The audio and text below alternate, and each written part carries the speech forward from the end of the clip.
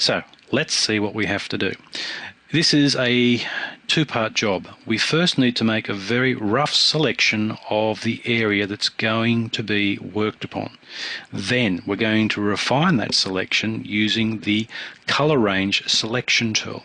Now the reason why we need to make a loose selection first is we want to leave out all of the things like walls and tables and dresses and all those sort of things completely out of the picture at this point. We only want to focus on the skin areas.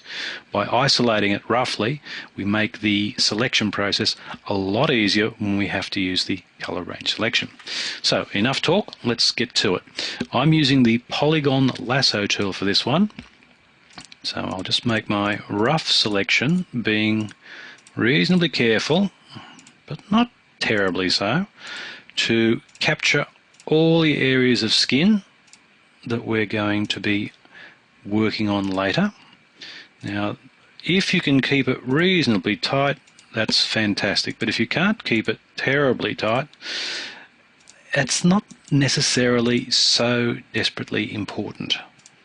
Okay, so that's the basic skin area there. I want to capture those fingers up there, so I've got my plus button turned on so I can add to the selection.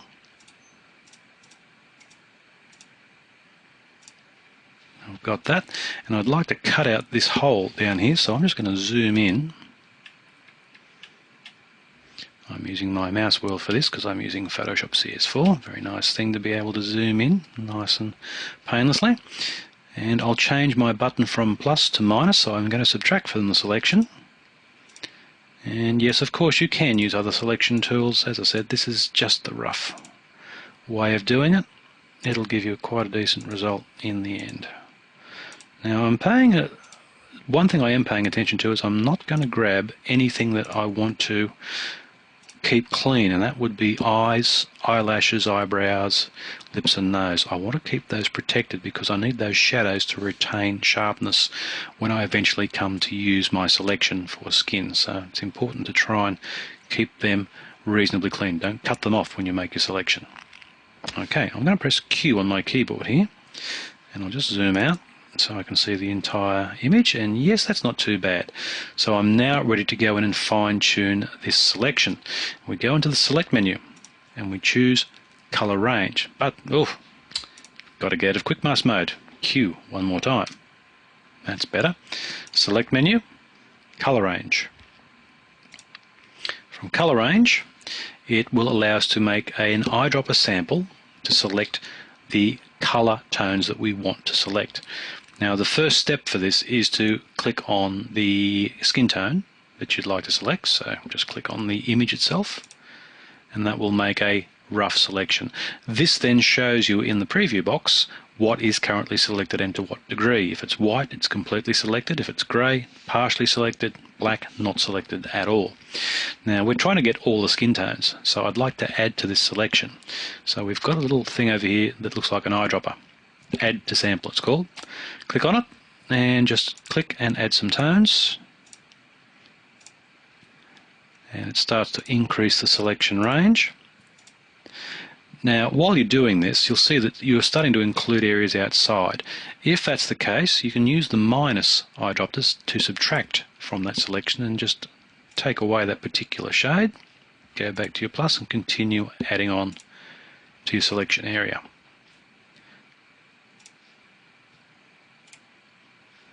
Plus, minus, plus, minus. The selection that you're going to get as a result of this is not going to be perfect, so you can try and adjust it using the fuzziness slider. Fuzziness, if you increase it, it will increase the area sensitivity. If you decrease it, it becomes much more contrasty. You want to keep the fuzziness so that at least it is soft enough to retain the difficult edges. Things like hair, for example, they're going to be very quickly ruined if you take the fuzziness down too low. So keep the fuzziness up a little bit. Don't worry if it's not a perfect selection. We're going to clean that up in a moment. Okay, I can live with this. This is enough to start with. We'll say okay. And now we have a new selection. Very important. We now need to save this. So I'll go to my Select menu and choose Save Selection. And I'll call this Skin Channel and say OK. I can now deselect, so select, deselect, and we're ready to go further. I now need to go to my channels palette, and at this time it's worthwhile seeing what we are trying to build. By going into channels, I'll show you that at the bottom of my channels palette I have an already existing completed selection called skin. This is what we're shooting for. We're going to be getting this nice clean skin selection. Leave out the eyes, eyebrows, hair edges, shadows for nose, lips, etc., so that we only get the skin that we want to clean or add glow effects to. So let's have a look at what we've got that we've just created.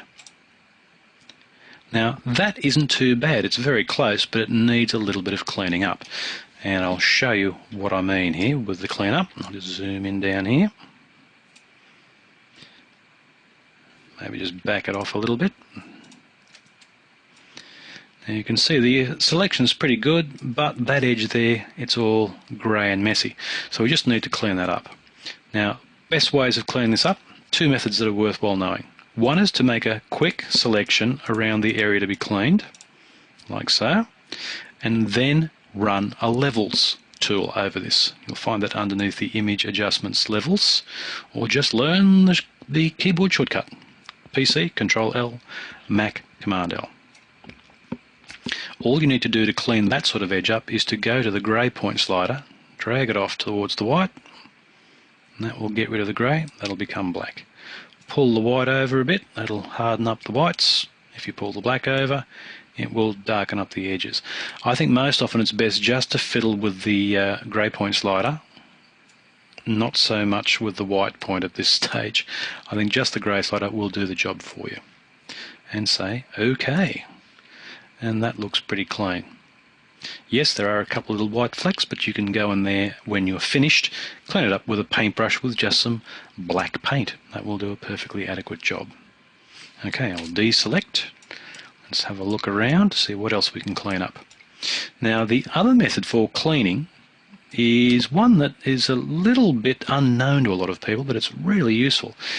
Instead of using levels to make selections, you can use a dodging and burning tool. Now if you use the dodge tool, you'll find it over here on your palette, dodge tool, you can specify that you would like it to dodge highlights. That means it will lighten the highlights. Set it for an exposure around about 30 to 50% maximum, and here's what it does. When you click on something, it starts to dial down the brightness of any object that's in there.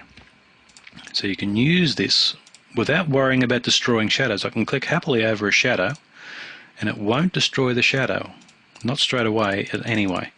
So you can very quickly lighten things up.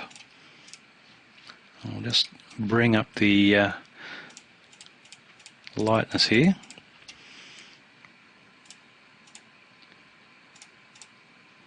Now I'm not using a big size for this because honestly you can use a big size, but usually it's better just to go at this a little bit more slowly and take your time.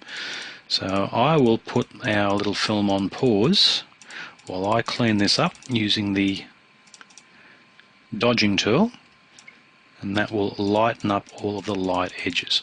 Oh, before I put it on pause, you'd better see the evil twin of the dodging tool. What happens if you need the opposite effect? You need to darken up some edges. Well, the opposite tool for doing that, you'll find that one over here under the dodge tool. It's called burn. Burn, you'll need to set burning to shadows. Again, set the exposure somewhere around 30 to 50%, and this will darken edges. So if I click here, you can see it's gradually darkening up those edges. I don't really want to darken up those edges, so I will get rid of them later on, but here's something I would want to darken, would be these lips, for example. Very quick and easy method for darkening up those shadows, darkening up the eyes and the eyelashes. Okay, now I'll just put this on pause and I'll clean up the edges using my dodging and burning tools. And we're back. Now, I've mostly finished the job, but there are a couple of little pieces here that I want to just clean up so it's all ready to be used for my skin selection, and that is here. I'll just zoom in. These areas here need some work. Lips, the shadow on the nose and the eyes. Very simple fix. Just take a brush, set it to black paint, and just get in nice and close. Don't be afraid to get in really tight. Just go in and just mark in some black to protect those eyes. You don't want any of the eyes to be compromised when you're making your skin selections and smoothing. If you're worried about is it a good enough selection, just remember you only need to get rid of the details around the eyelashes and in the eyes themselves. Everything else will be hunky-dory once you get down to the final bits of work you'll be doing on the image. Lips, get rid of it all. Lips, as you may or may not know, will generally require work all on their own, so you may already have made a very high quality lip selection that you'll use later on for maybe applying different lip colours or different glowing effects or other special effects that you might choose to throw on. But otherwise, just make sure the lips are out. You need the details that are on the lips because they have nice sharp edge detail which makes the image look more believable. Okie dokie, let's zoom out, see how we are. And that is our selection. That looks pretty good. So we're now ready to give this thing a spin. We'll give it a try. I'll go back onto my skin channel here and I'll control click on it to select it. I'll go back to the top of my channels palette, click on RGB. Come back to layers, and I'm now going to take a copy of my existing layer and I'm going to apply a layer mask. So I'll drop a layer mask onto this new layer and click on the layer mask icon. There we go, and let's give it a test. I'll turn off the background layer and there is our selection. That, my friends, is pretty good quality. I'll just zoom in a little bit. Yep, that is really something you should be quite satisfied with. I certainly am. That's more than good enough for working with a skin selection. If you wanted to clean it up even more, of course you can. You can really get in and find detail, troublesome areas, particularly the edges of the arms, which I'm sure a few of you are out there screaming that he didn't get the edge of the arm properly.